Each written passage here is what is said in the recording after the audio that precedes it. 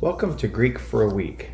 Glad you have joined us this week, and we are going to be looking at a diagram this week of Philippians chapter 1, verses 3 through 8. Again, this is a portion of Paul's Thanksgiving. I believe that the Thanksgiving section goes all the way to verse 11. But I wanted to stop and take a minute to walk through this diagram so that the next one wasn't so complicated and so large and just a lot of things going on. So I wanted to just take the opportunity here. You'll notice that we have our initial verb in verse 3 here, eukaristo. I'm going to contend throughout the diagram that is not only the main verb, but most, if not all, of the remaining verses are subordinate to and support the main verb. So you'll see in the next couple of slides how this will work out, especially with the number of prepositional phrases that Paul uses to communicate his thanksgiving. Okay, well, let's move forward and look at the diagram of 3 through 8. Okay.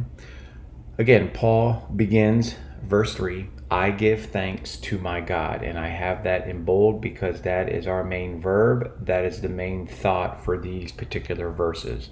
So I give thanks to my God.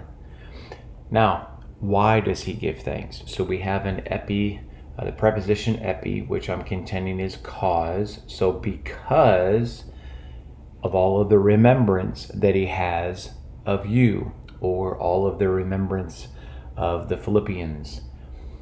Now he begins kind of a little parenthetical thought in verse 4. So you have a temporal adverb, always doing what?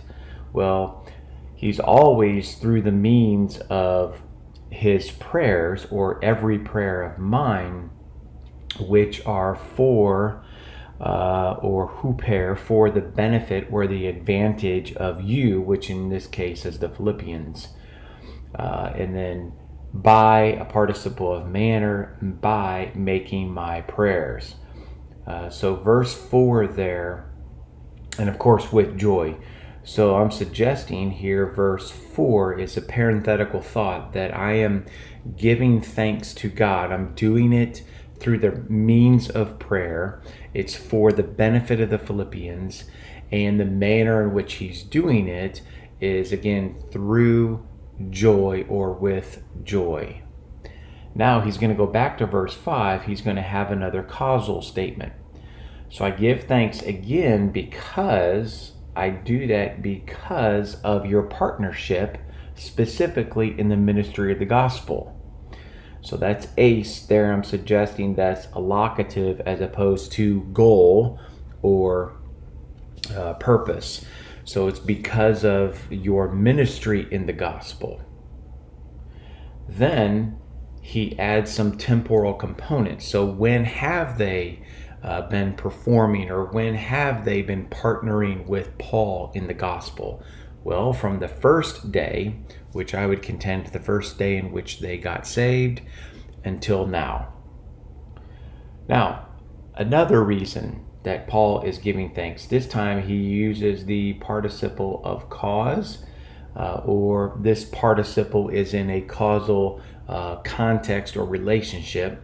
So he's confident of this thing. And what is this thing? That, so it's a hati of content here, that he who began a good work in you.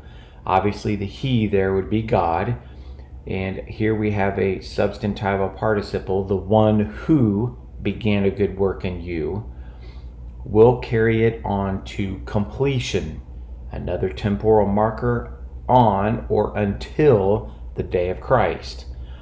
I will contend here that he which began a good work in you, that good work, I'm not suggesting that that is sanctification there, as many think.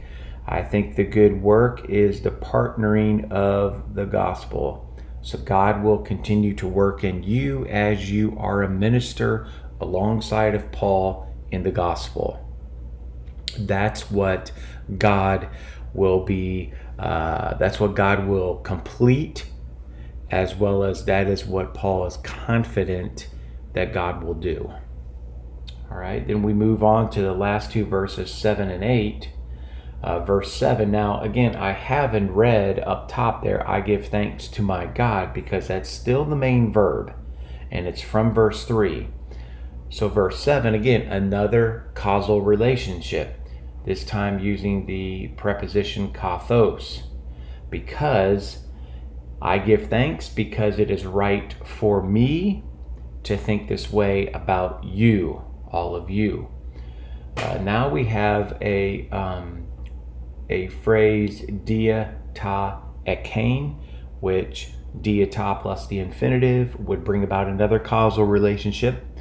So since I have you in my heart, because it's right for me to think this way, and since I have you in my heart, what's interesting here is now he begins to discuss some more things about him personally that are related to his relationship with the Philippians, both in his bonds as well as in the defense of the gospel, the confirmation of the gospel. All right, and all of you being sharers with me of grace. Both of these here are objective genitives. So just this concept here, verse 7, is Paul's providing the Philippians with statements of affection that he has for them. Now the 4 here, which is gar, that's a conjunction that's actually strengthening what has been stated up here, that God is his witness. All right?